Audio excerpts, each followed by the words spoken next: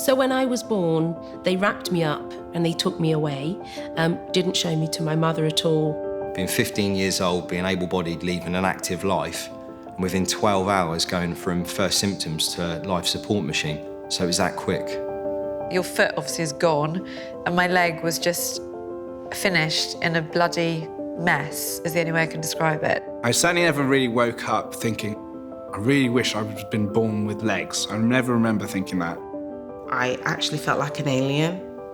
I felt really ugly, and I mean really ugly. When things were really difficult, I would really physically punch my legs. To the fact my knees would be black and blue, covered in bruises. It's so difficult being in skin that you don't want to be in, because it's always going to be there. It's attached to you.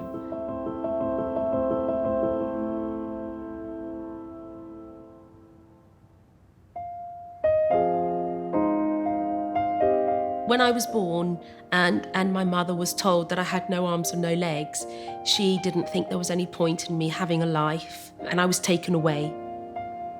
In the 60s, disability was looked down upon. It was like mothers were told, don't keep this baby, just get rid of it, you can have another one. Thalidomide affected me just in my upper limbs.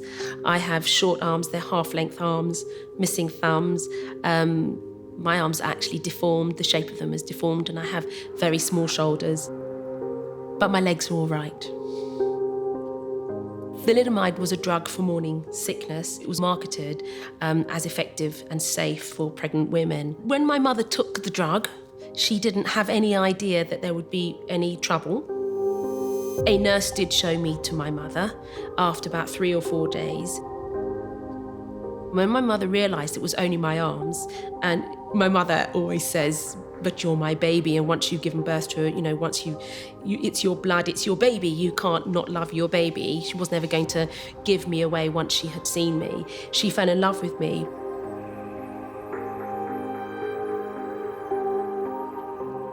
It was the day before my first birthday when I was badly scalded, which left me with 34% burns to my body because some of my fingers on my right hand are so fused down. They just had to amputate because they just died. I wasn't going to survive. They gave me 24 hours and they took my mum in a room and said, she's not going to make it, make the most of these next 24 hours because she is going to pass away. My mum had put me in the bath. The thermostat in my house was broken and she ran out to get a towel, and then literally within them few seconds I had got really badly scalded. But at the time she didn't realise that I was burnt. She took me out of the bath. I wasn't crying because I went into paralytic shock. So obviously she had no idea. That's when my skin just melted off. It was so badly damaged that I just couldn't even hold on my body anymore. And that's when she realised that obviously something very wrong had gone on. Well, I was born without legs, and they weren't expecting that. Days before kind of scans, it was a big surprise to my parents. They had lots of medical people telling them of a baby who had potentially lots of problems ahead of him. I remember so often as a child, if on a summer holiday, and there would be people staring and pointing at us. My sister and I would stare back and point back. As a child, and certainly as a young child, I needed to have my legs off, otherwise I was never wouldn't have played properly.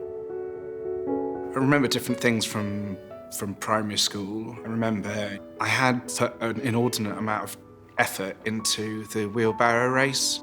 I didn't just win, I dominated it. In retrospect, maybe it was too much effort into the wheelbarrow race. When I started my first primary school and I walked into the classroom and there was just a sudden gasp of, oh.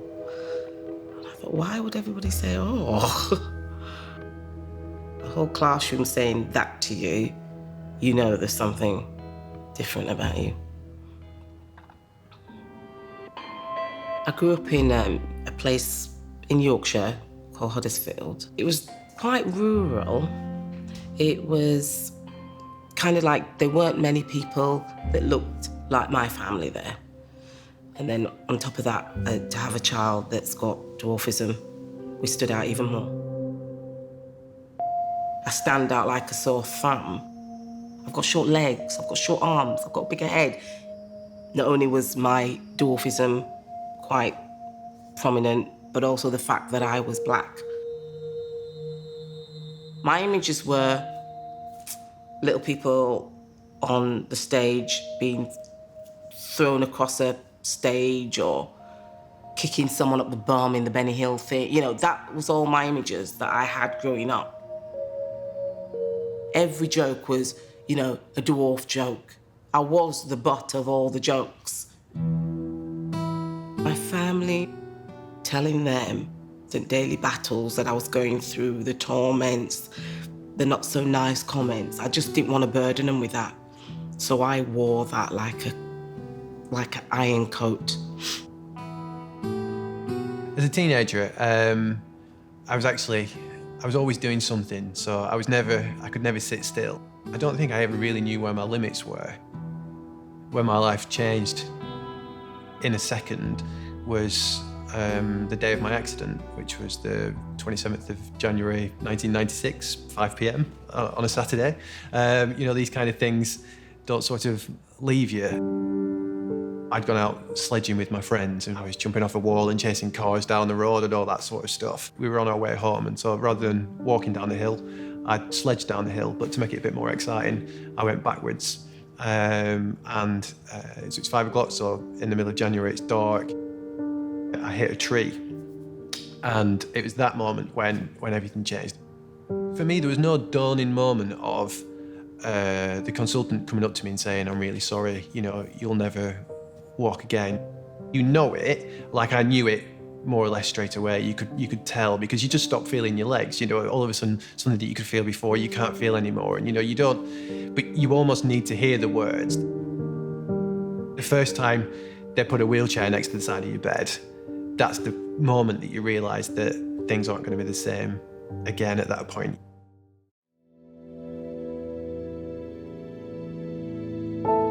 If I talk about my injuries, I broke my back, but I didn't just break my back, I completely smashed 4 vertebrae to the point that they're disintegrated.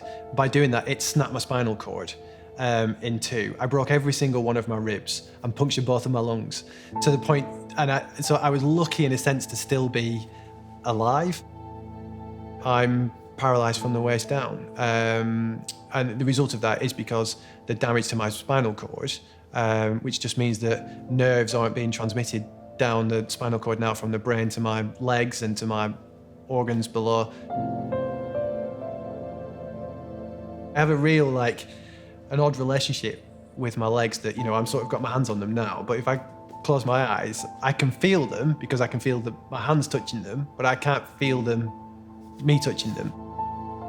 I look at these kind of little spindly chicken legs and think, oh, I don't recognise those, because what were once really strong footballers' legs playing football on a daily basis are riding my bike, and now just things that I don't recognise.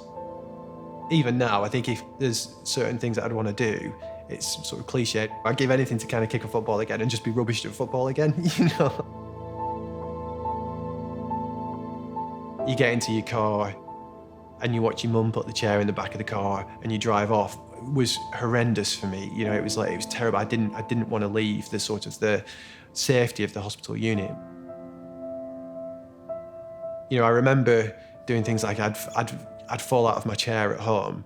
I'd pick my chair up and literally throw it across the room. And then just because out of the anger and frustration, and then think, hang on a minute, what's I supposed to do here? Because now I can't get it, you know, because you sort of then having to army crawl across the room to be able to kind of then climb back into your chair. So yeah, for me, the biggest emotion was frustration more than anything else, really, yeah. My very first childhood memory is of my mother sitting on the stairs in our flat, crying. That's the first memory of my mother. My first memory ever. I don't know why she was crying. I think from my memory that there had been a fight.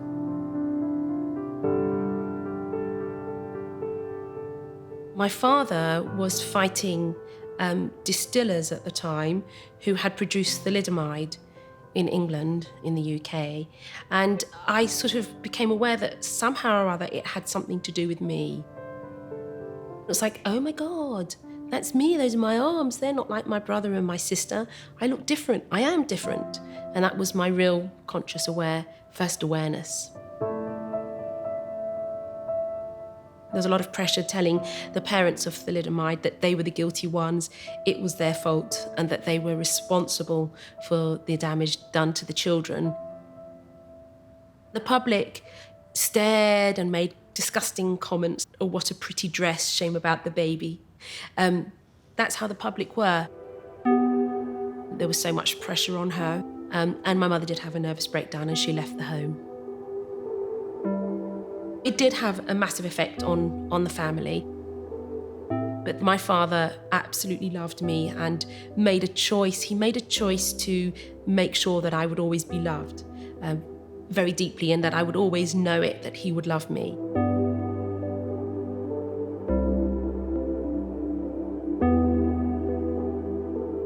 It is incredible, isn't it, how you just never know what is around the corner. That day was the day where, in a split second, all our lives were completely changed. I knew Nico had been killed because Amber had been shouting, "Daddy's dead, Daddy's dead." I didn't know about Emily, but it turned out that she'd been killed by the boat as well. So it was the bank holiday weekend in 2013. We were on the beach, and then we decided to take the boat out. And then things started to go wrong. It was like a perfect storm of events that kind of all came together to cause this horrendous accident to happen. And the boat to rear up and the 6 of us to be thrown into the water.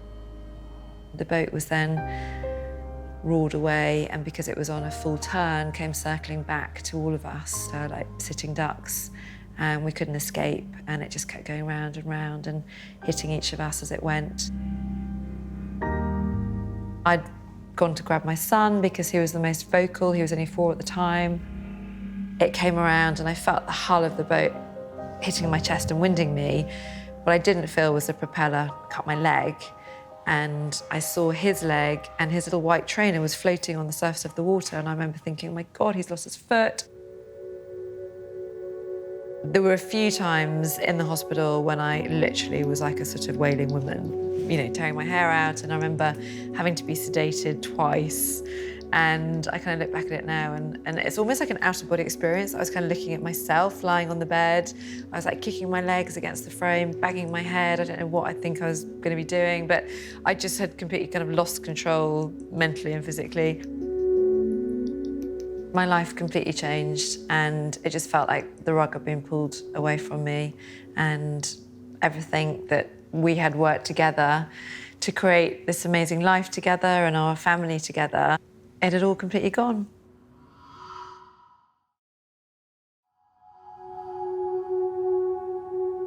The symptoms were just so normal, really. I had a fever and I vomited twice. And then from the first signs of the rash appearing to life support was an hour. Being 15 years old, being able-bodied, leading an active life, and within 12 hours going from first symptoms to life support machine. So it was that quick. It's pretty obvious that it was meningitis, that everything shut down except my heart. They put me into an induced coma. Machines were keeping me alive at this point. And I literally didn't get enough blood to the ends of my legs and the tips of my fingers, which is why they died. They gave me a 20% chance of survival, and I think that was just being nice to give my parents some hope. I think they thought it was just a matter of time before I died. That's how poorly I was. And I think my dad cried every time he woke up because he thought it was a dream, and then he'd wake up and realise it was real.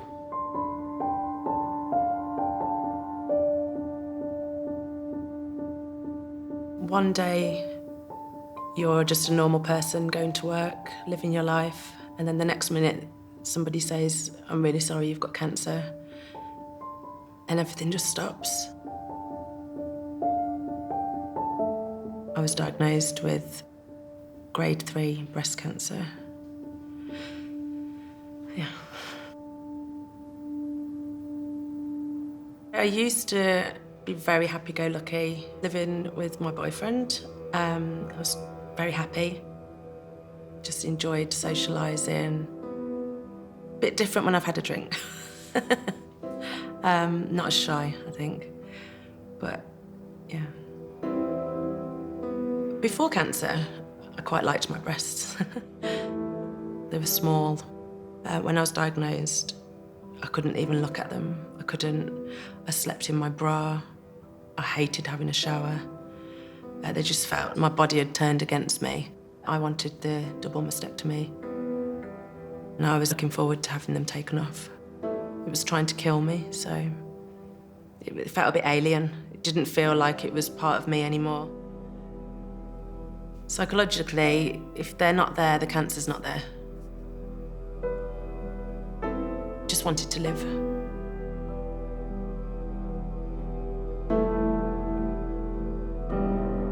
I was told one day in intensive care, a surgeon came to look at my legs and couldn't feel a pulse. So he told me that I was going to have my legs amputated. And I remember at the time I had the trachea in, so I couldn't speak. And I remember screaming when I found out, but no sound was coming out because of the trachea. And my parents were in bits and the nurses were in bits. And you can imagine it's really tough being 15 years old and being told that you're going to have your feet cut off. I was in hospital for a year in total. I had to wait 3 months watching them die. They looked horrible, they smelt bad, and it was just, you knew that they were dying. And I wanted to get on with my life, and I couldn't really get on with my life until I had the amputations. They kept going as long as they could until I think gangrene starts to set in, and then that's it. It has to be done almost there and then. In intensive care, there was a girl in the room next to me she was really poorly as well. And she kept sort of screaming out, "Let me die." And I remember just thinking to myself, why would anyone want to die? It just flicked a switch inside me of wanting to get on and not wanting to give up. And I don't know where that came from. I kept asking the physios if I could have extra physio sessions because I wanted to get better. And as soon as I could, I'd get down to the physio gym and start lifting weights. I just made the conscious choice that I wasn't going to let this beat me. I was going to get on with my life the best that I could. The first 10 days really after the accident, that's when I understood the real meaning of losing my leg was the frustration of relying on other people. I just found it incredibly frustrating to hand yourself over. You're in somebody else's control. And it was very difficult to handle because until the accident, my life was pretty good, I would say. I went to university, got a job in London, met Nico, and we fell in love and had 4 fabulous children together. I had quite a fear of failure because I lived this amazing life. I think I was very conscious of wanting to be in control of everything and wanting to do everything perfectly. And suddenly having to rely on other people for going to the loo, washing your hair, having a shower, that was really hard for me, really hard for me. Probably the hardest part of being in hospital was the time that it involved. I was in hospital because there were unfortunately large periods of my life when I really wasn't very well, and on occasion big operations that I needed to have. But it had a big impact in terms of life that I was missing out on. I actually redid a year of school as well. My artificial legs have changed, actually, they've developed through the years as I've got older. I have an electric wheelchair, which I have had since I was 6 or 7, which is to help me reach things up high or carry things whilst I'm moving about. So that was really big for me. And then I had legs with crutches, and I learnt to walk with those. I certainly never really woke up thinking, oh, tomorrow I really wish I would have been born with legs. I never remember thinking that. It just looked disgusting, because what happens when they amputate a leg is they kind of wrap it in a sort of cling film. Your foot obviously is gone, and my leg was just finished in a bloody mess, is the only way I can describe it. So it was utterly revolting. I definitely feel that I'm more noticeable when I'm not wearing my leg. At the beginning, I hated people seeing me. This is my prosthetic leg. Obviously, I am below the knee amputee. It's a socket and metal. There's a button kind of hidden underneath the foam and the silicone, so you just press that button and then you just pull the leg out like that. That's the way it works, so very clever. You know, people talk, don't they? And it's always kind of, it slightly makes me smile a bit now when people say losing a loved one is like losing a leg or losing a limb. It isn't, I can tell you that, having lost both. You know, your limb is part of you, but it's not part of you. It's not part of your inner soul and being and your everyday life. A third of my family had gone like that in a completely split second.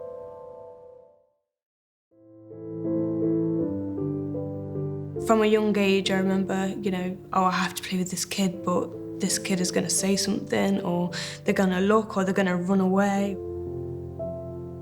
I was always prepared for that.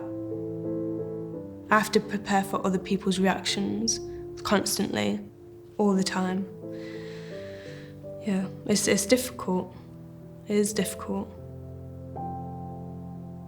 I remember I got on the bus literally around the corner from my house, and you know, he told me how much the fare was, and I gave him the change, and he must have noticed that my hands were like different, and he refused to put the change in my hands, as if I had some sort of like disease.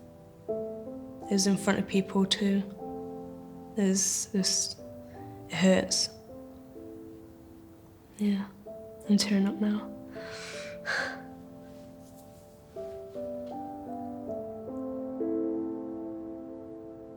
When I was 15, I was becoming very self-conscious. Although I described myself as a person who had this massive whirl of spiral chaos in my head, there was another complete other side of me that was adventurous and outgoing and fun and loving life. It's like the two of me lived together. Nothing would stop me. So it's like I wanted to go backpacking around the world. Why wouldn't I go backpacking around the world? But that subdued bit just didn't stop me. It just made hell for me in my head.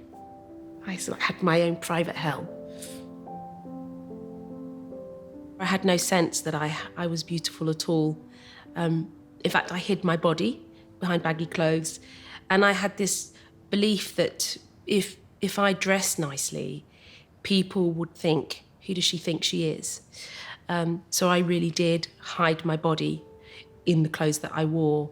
I was never going to say, look at me, I'm a woman, because I didn't really know that I was. I knew that I was, but I didn't know that I was. I didn't know what it meant to be a woman, because I was this disabled person.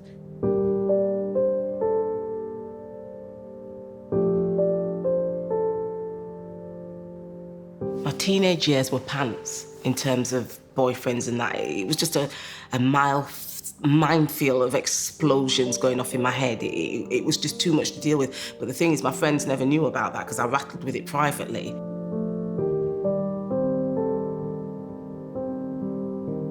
I didn't even believe that I was worthy of a boyfriend, so how the heck is a boyfriend gonna want me?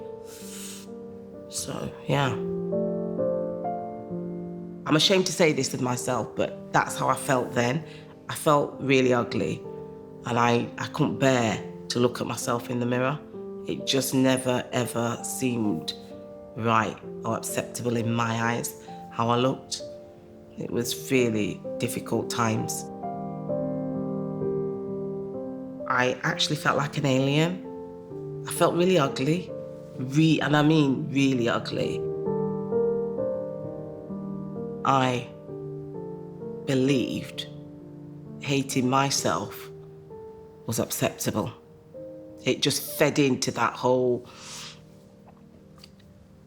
my condition wasn't respected, my colour wasn't respected, and by default, I fed into that as well.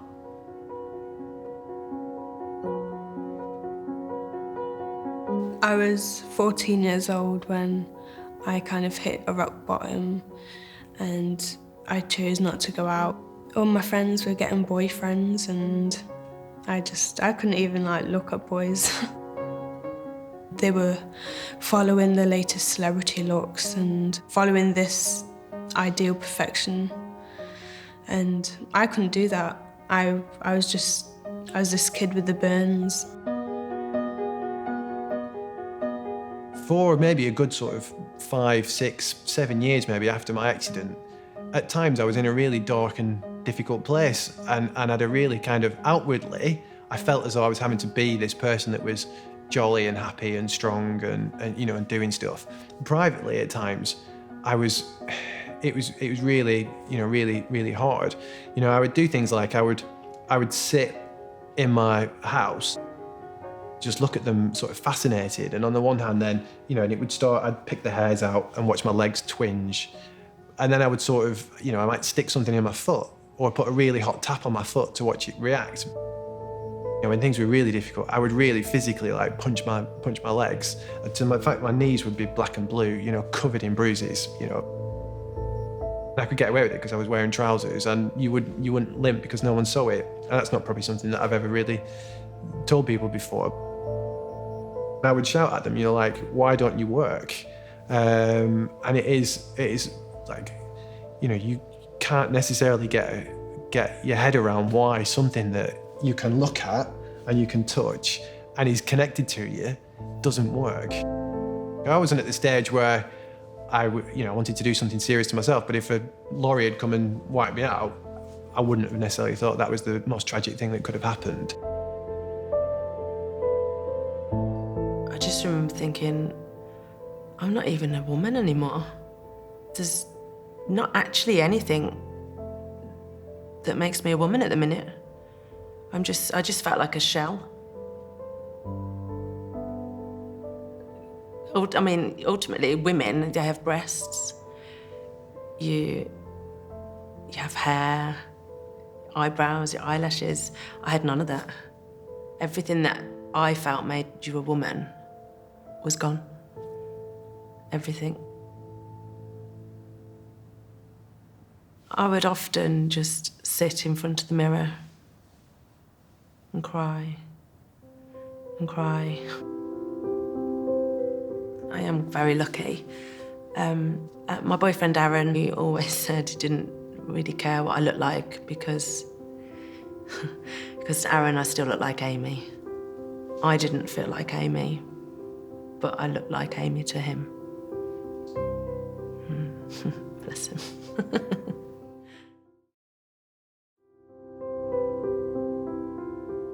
I went to this nightclub in my early 20s in London and you couldn't get in. You had to try and queue up to get in, and my friends got in but they wouldn't let me in.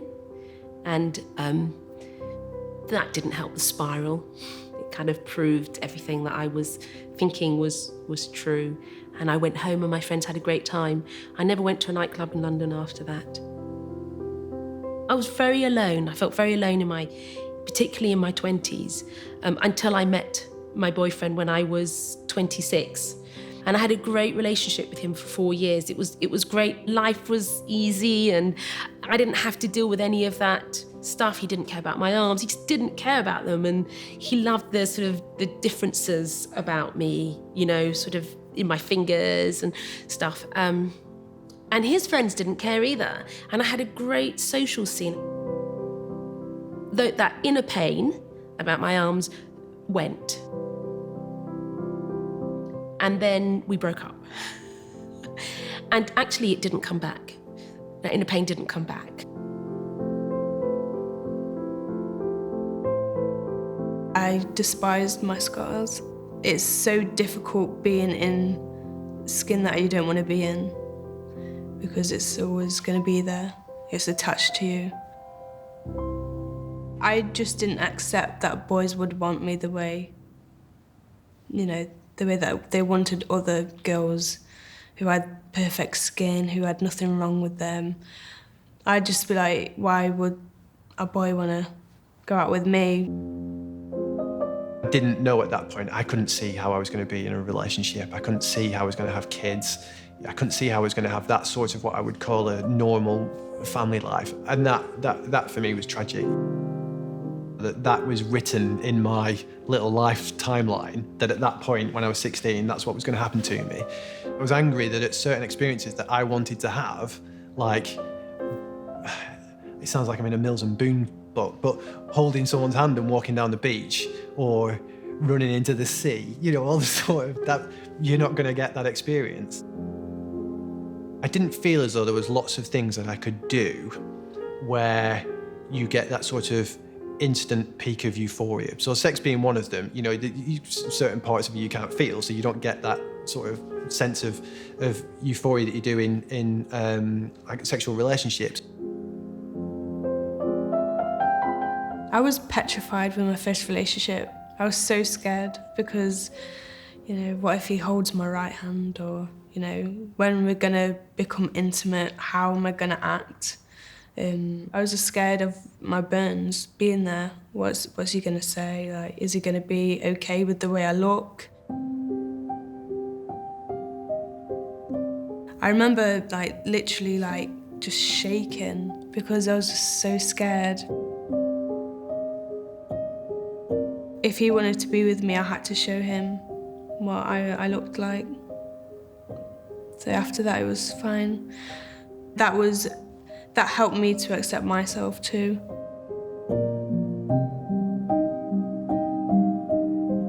Pivotal time for me, I think, was when I was probably about 26. I was living on my own. I wasn't very happy. I didn't have a social life. I didn't have friends in the town that I was living in. I thought that something's got to change here. I thought, do you know what? I'm going to move to Manchester. And it was at sort of that period of time, that act of deciding to do that and sort of leave a one-bedroom bungalow in a cul-de-sac in Preston and get a city centre flat in Manchester was a real turning point. Just everything clicked at that point in terms of changing my attitudes towards myself. I didn't stick out as much. I didn't feel like I was completely different, and I genuinely, what it was living in Manchester, I felt cooler. So it was the first time, I think, in a long time since being in my chair, I'd felt cool. In Yorkshire, nothing felt possible for me. As soon as I hit 21, as soon as I hit London, it was almost like everything and anything is possible. It was as if nobody knew I had dwarfism. Well, at least they didn't care, let's put it like that. They did not care. It was, I can't even explain. It was freedom. It was like a breath of fresh air. It was like, this is where I need to be. I was 21 when I got my first date, and it happened in London. It was surreal. I actually thought he was joking. I had to get past all that bit first, like, is he actually taking the mick? You know what I mean? Because that's what I got a lot in my teen, and that it was quite offensive to sort of ask me out on a date sort of thing. So when it actually happened for real, I questioned, is he joking or is this a laugh? It was now happening to me, and it felt bliss. It felt amazing. I always had an idea that I wanted to be a mother. A lot of my friends started quite young. I always wondered if I would actually be able to deliver a baby. Am I even capable of being a mom? And then it's, if I do become a mom, is he gonna be little like me? It does make me laugh when you've had an amputation and suddenly people expect you to do something hugely inspiring or, completely out of your comfort zone. The amount of people that said to me, wow, now you're an amputee, you can run a marathon or climb Everest, or you could be in the Paralympics. And you kind of think, well, I'd never wanted to run the marathon when I had 2 legs. Why on earth would I want to do it now I have 1? It's ridiculous. day that probably changed it and I kind of had a direction was when I tried disabled sport. I'm ashamed to say this, but my wife Vicky convinced me to go down to a taster session. I tried some sports. I realised they were just like me. I'd been an idiot and I absolutely loved it. Turns out I quite like knocking people out their wheelchair, and that's where I sort of stayed. I had this amazing opportunity then that they said, Aaron, we think you've got potential. If you work your backside off, you could go to the London 2012 Paralympics. That's what I went for. I had to work a full-time job as well. So I get to the gym between 5 and 6 in the morning, train till 9 o'clock, and then go to work. I'm gonna have 5-minute power naps in the disabled toilet because I was so tired. I guess I had the opportunity to do the thing that was out the norm, and I wanted to live my life and I wanted to do all these things, and it built from when I'd been poorly and just that feeling that I'm gonna do this. I've made positive choices, I've worked really hard and I've been selected was great.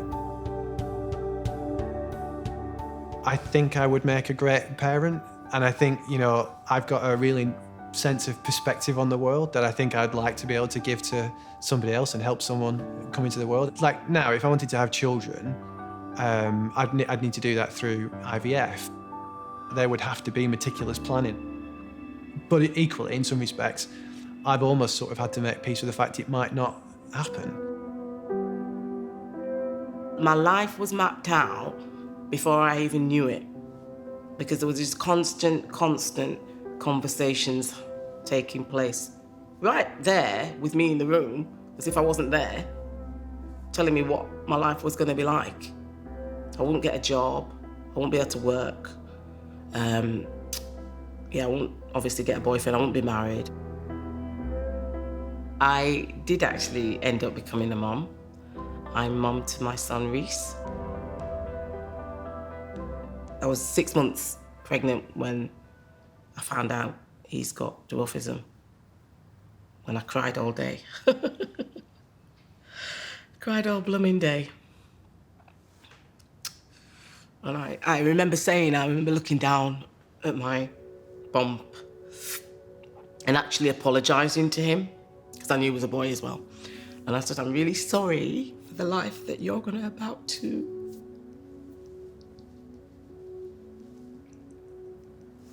Yeah, well, that's what I did. I apologised to him. I said, but I'm gonna also try my hardest for your pathway to be less traumatic than mine was. I can explain things to him and he gets it. It is good having someone that understands me. I might go on too much, but we understand each other. I think that what changed me for the better in becoming growing up was university. I think when I was at university, I had such a great time. I was surrounded by all different types of people. Then didn't seem to be as much of a factor. Brought back my confidence. I remember one night I was in a tequila nightclub and I took my legs off and walked up the banister upside down. That probably was the clearest indicator that I wasn't feeling self-conscious at the time.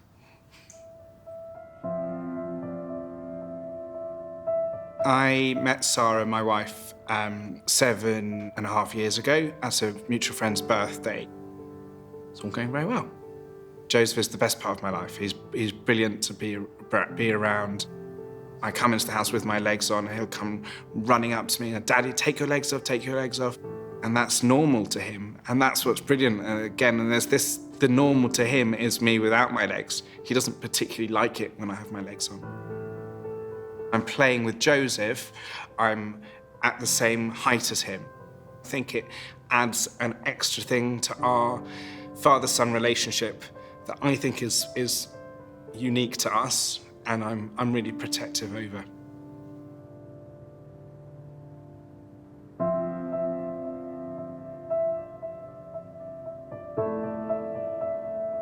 There were rumours that some thalidomide women weren't able to have babies. Worry that it would have a disability kind of went through my mind. And I did a lot of research into it and realised that actually that's not possible, because thalidomide doesn't affect you genetically. My first baby was born with 10 little fingers and 10 little toes. But I took one look at her and I was besotted. My 2 girls are absolutely beautiful. I've always said to them, I'm so proud of you for how you grow. I stopped being lonely and I stopped being lost. And the world began to make sense. And then I sort of got to know my mother a lot more and began to have much more relationship with my mother. I've been campaigning for people who are thalidomide affected. For my mother, the blame and the guilt that she carried all her life.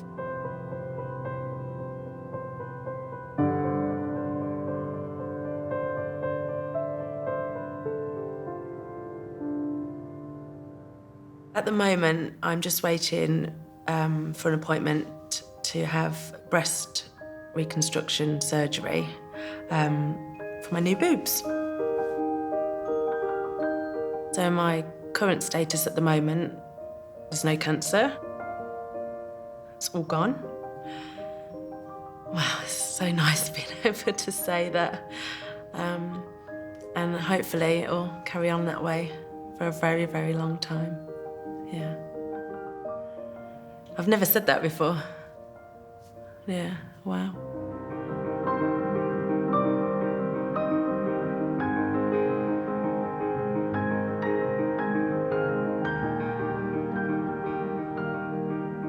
What I'm genuinely hoping for is that you just see past my dwarfism and just see me.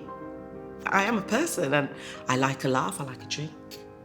You know, I'm a bit partial to the odd chat-up line. This is Mary.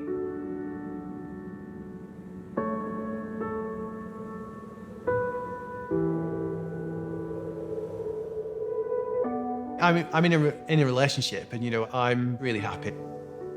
What my accident has done, I think, has given me such a fierce drive and determination that I didn't know whether or not I had before. Constant drive to prove that I can do stuff, I can have a successful job.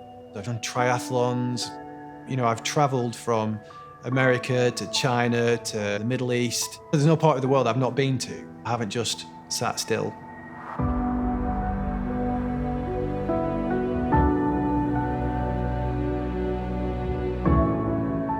I so wish I could pick myself up when I was 15 and gone, don't worry, it ends up all right. Maybe not even just a Paralympian bit, just, you know, here's your lovely wife and your kids. Don't worry, this is all going to be okay eventually, I suppose. You've got a few tough times to go through first, you've got a few hoops to jump through, but when you get there, it's great, don't worry.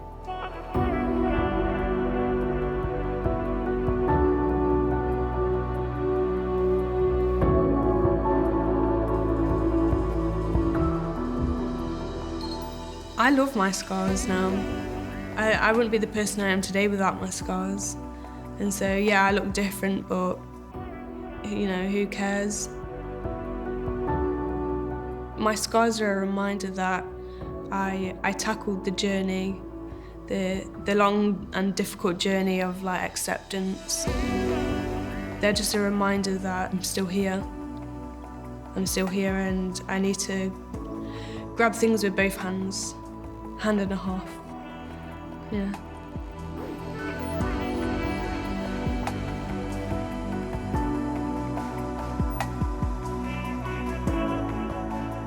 I still find myself looking at myself thinking, oh, that's a bit freaky. I'm very determined and very driven to fight against being an amputee, and it's really important for me to show my children that I'm able to do things. Sometimes I think the accident has taken so much from me, which obviously it has. It's taken my husband, my daughter, my leg, but I've also taken from it. There's no perfection. There is no perfect life, and life is about the good bits and the bad bits, and the bad bits make you appreciate the good bits.